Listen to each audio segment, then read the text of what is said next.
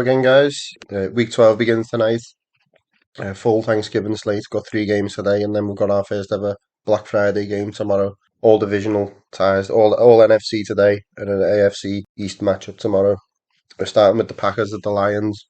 Packers are 4-6. They beat the Chargers at the weekend. The Lions beat the Bears to go 8-2 and tighten the stronghold that they've got on the NFC North. Jordan Love looks to be turning a bit of a corner. He played well at the weekend, but he's got a lot of injuries around him to deal with on both sides of the ball. Packers are really banged up. Jair Alexander, Devondre Campbell, and AJ Dillon are all questionable.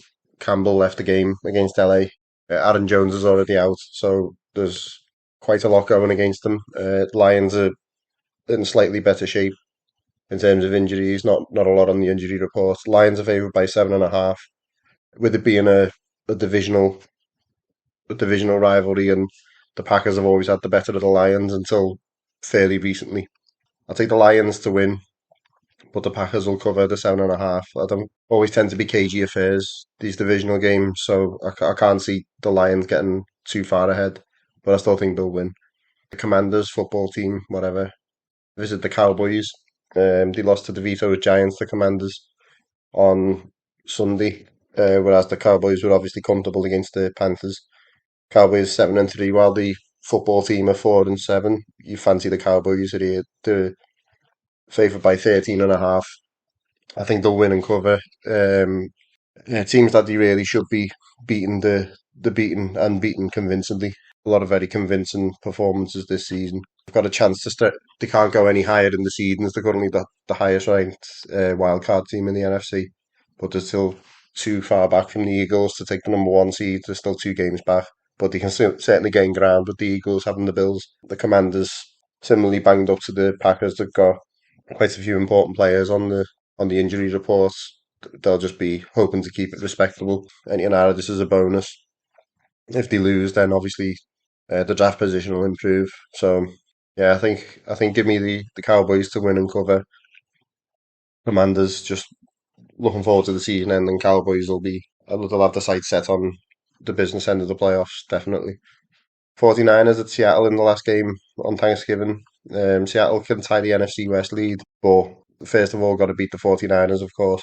And then they've got the 49ers again in 2 weeks, and I believe the Cowboys and Eagles either side of them. So it's definitely not an easy schedule coming up. Could easily see them hit the skids. And it's not made any easier by the fact that Geno Smith's been downgraded from questionable to doubtful. And Kenneth Walker's also doubtful. 49ers are -7 on the road. I'll take them to win and cover. It's already a big ask. We saw a small glimpse of Drew Lock at the weekend, and to pin your hopes on him to beat the 49ers, I can't see it. I've got a bit of a soft spot for Lock, obviously being a former Bronco, and he was part of the Russell Wilson trade. It just never really worked out for him. I think Geno Smith's undoubtedly the better of the two, so not having him, I think you can almost write Seattle's chances off, even with the 12th man behind them. And finally, the first ever Black Friday game, one of the ones which would have been a lot better if not for injuries. The Dolphins are favoured by 9.5. Tim Boyle starts his first game in 2 years. He had a small stretch with the Lions 2 years ago, but ended up 0-3, didn't win a single game. You wonder at what point, if any, we'll see Trevor Siemian. He's the backup. Whether Zach Wilson will even be active for this game remains to be seen. And the Jets need to win to stay relevant. They're currently the 14th seed in the AFC, only two games back, so a lot can change. But you wonder, with the situation they've got, how much can change. The Dolphins have a chance to rise up.